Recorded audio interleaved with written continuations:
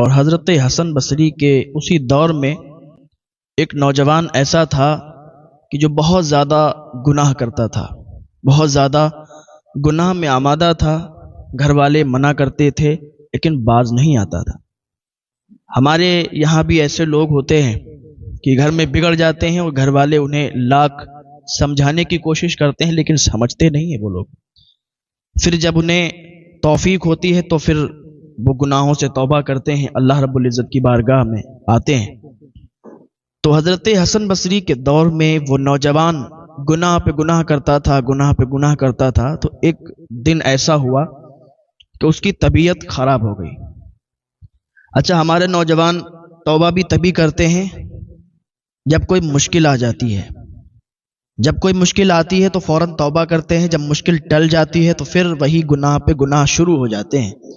دارو شراب پینے والے دارو شراب پینے لگتے ہیں، جوا کھیلنے والے جوا کھیلنے لگتے ہیں، اور بھی گناہ کرنے والے گناہوں پر آمادہ ہو جاتے ہیں۔ بغداد شریف میں جب وہاں کے لوگوں پر مصیبت آئی تو حضرت جام رحمۃ اللہ علیہ کے پاس آئے اور کہنے لگے ہلاکو بادشاہ کا لشکر آ رہا ہے، اس کا قافلہ آ رہا ہے، اور ایسا لگتا ہے آج ہم سب برباد ہو جائیں گے، تباہ ہو جائیں گے، اور ہمارے قتل و غارت ہو جائیں گے، ہم لوگ مار دیے جائیں گے۔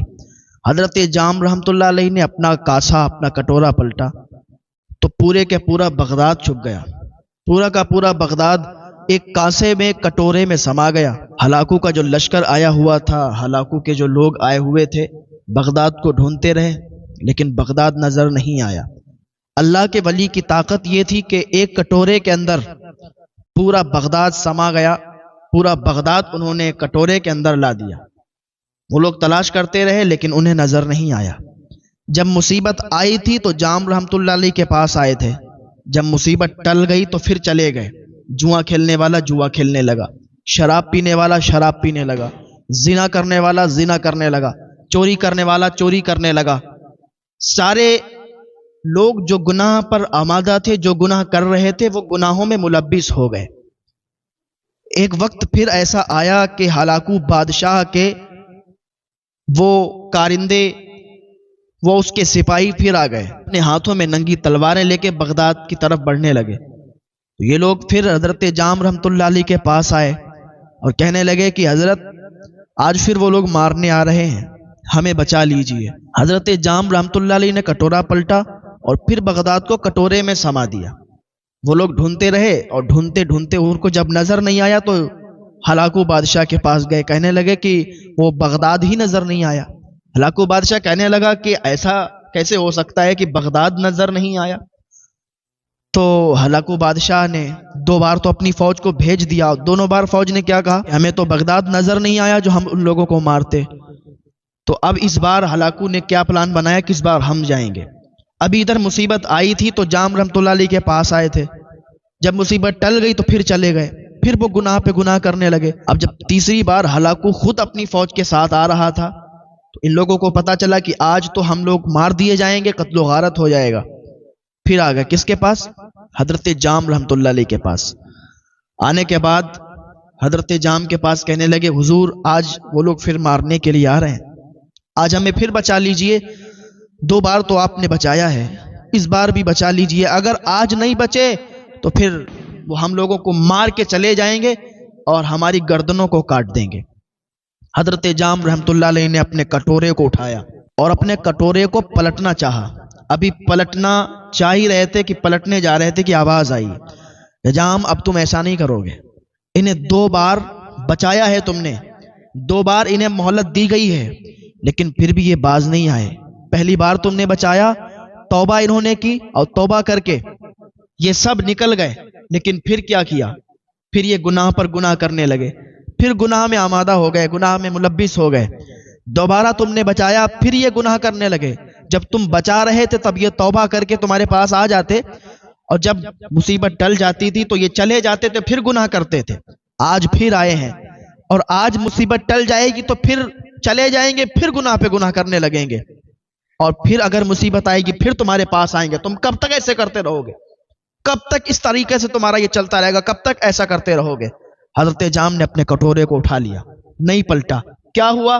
نتیجہ یہی نکل کے آیا، ہلاکو بادشاہ اپنی پوری فوج کے ساتھ آیا اور سب کو چن چن کے مارا تھا، سب کو چن چن کے مارا تھا کہ جب ہم پر مصیبت پڑتی ہے، جب مصیبت آتی ہے تب ہم لوگ توبہ کرتے ہیں، اور جب مصیبت ٹل جاتی ہے تو پھر گناہ پہ گناہ کرنے لگتے ہیں، پھر وہی جرم وہی کام شروع کر دیتے ہیں۔ تو میں بات عرض کر رہا تھا اس نوجوان کی، حضرت حسن بصری کے دور میں جو نوجوان تھا وہ کیا ہوا کہ بہت زیادہ گناہ کرنے والا تھا، بہت زیادہ گناہ کرتا تھا، گناہوں میں ملبس تھا۔ ایک دن کیا ہوا کہ اس پر ایک مصیبت آن پڑی، یعنی اس کی طبیعت خراب ہو گئی اور طبیعت بہت زیادہ خراب ہوئی، اس سے چلا نہیں جا رہا تھا۔ تو اسے بالکل جب یہ کمزوری محسوس ہوئی اور ایسا لگا کہ ایسا لگتا ہے کہ میں بچوں گا نہیں، تو اسے اللہ یاد آیا۔ اللہ پاک کی بارگاہ میں رو رو کر گڑ گڑا کے وہ اللہ سے فریاد کرنے لگا، اے مالک، اے پاک پروردگار عالم، اے اللہ عز و جل، تو ہماری مدد فرما دے، ہمیں گناہوں سے معاف فرما دے، ہمارے جتنے بھی گناہ ہیں ہمیں معاف فرما دے، آج کے بعد کبھی کوئی گناہ نہیں کروں گا، آج کے بعد کبھی کوئی بھی گناہ کے کام کے قریب نہیں جاؤں گا، آج سے میں سچی توبہ کرتا ہوں۔ اللہ پاک نے اسے شفا عطا فرما دی، وہ ٹھیک ہو گیا۔ جب ٹھیک ہوا تو پھر وہی گناہ پہ وہ لگ گیا، جو گناہ اس کے تھے، جو گناہ کر رہا تھا اسی گناہ میں ملبس ہو گیا، گناہ پہ گناہ کرتا رہا۔ ایک دن کیا ہوا، پھر اس کی طبیعت خراب ہو گئی، اور ایسی طبیعت خراب ہوئی کہ پہلے سے زیادہ اس کی طبیعت خراب ہو گئی۔ پھر وہ اللہ رب العزت کی بارگاہ میں گڑ گڑانے لگا، اے پاک پروردگار عالم، تو نے ایک بار معاف کر دیا ہے، ایک بار اور معاف کر دے۔ اچھا، جب بندہ توبہ کرتا ہے، جب کوئی مصیبت آتی ہے تو ایسے ہی توبہ کرتا ہے کہ جیسے پھر کبھی کوئی گناہ نہیں کرے گا، تو گڑ گڑاتا ہے کہ نہیں، اس بار معاف کر دیا جائے، اگلی بار کبھی بھی وہ گناہ نہیں کروں گا۔ لیکن جب وہ مصیبت ٹل جاتی ہے تو پھر وہی کرنے لگتا ہے، پھر وہی شروع کر دیتا ہے۔ تو اس نے اللہ رب العزت کی بارگاہ میں گڑ گڑا کے جب دعا کی تو یہ شفا یاب ہو گیا، ٹھیک ہو گیا۔ کچھ دنوں کے بعد یہ پھر وہی گناہ پہ گناہ کرنے لگا، وہی شراب، وہی جوا، وہی زنا، یہ اس کا سب شروع ہو گیا۔ پھر کیا ہوا، کچھ دنوں کے بعد پھر یہ بہت زیادہ علیل ہو گیا، بستر عدالت پر پہنچ گیا۔ ڈاکٹروں نے جواب دے دیا، ڈاکٹروں نے اس کو جواب دے دیا کہ اب تم بچ نہیں سکتے۔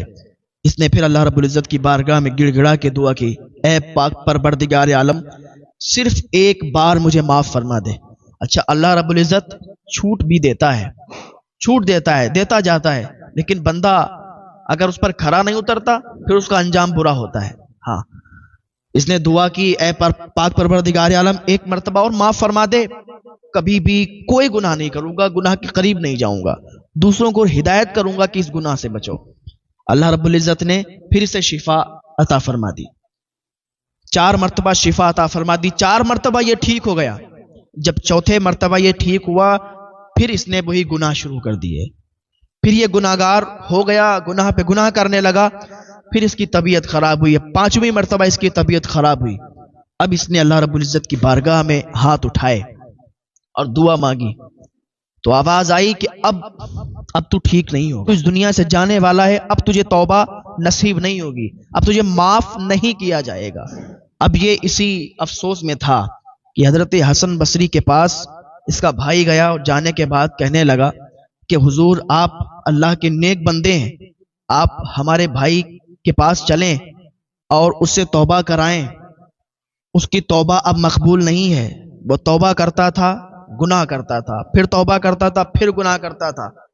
اب ایسا ہوا ہے کہ اس بار 5ویں بار اس نے توبہ کی لیکن اس کی توبہ مقبول نہیں ہوئی، اسے معاف نہیں کیا گیا، اب اس کا ٹائم آخری ہے، جان نہیں نکل رہی ہے۔ آپ چل کے ایک مرتبہ دیکھ لیں، اللہ کی بارگاہ میں دعا کر دیں، آپ نیک لوگ ہیں، آپ کی دعائیں قبول ہوتی ہیں، آپ چلیں گے، دعا کریں گے، ہو سکتا ہے اللہ تعالیٰ دعا قبول فرما لے، اس کو معاف فرما دے۔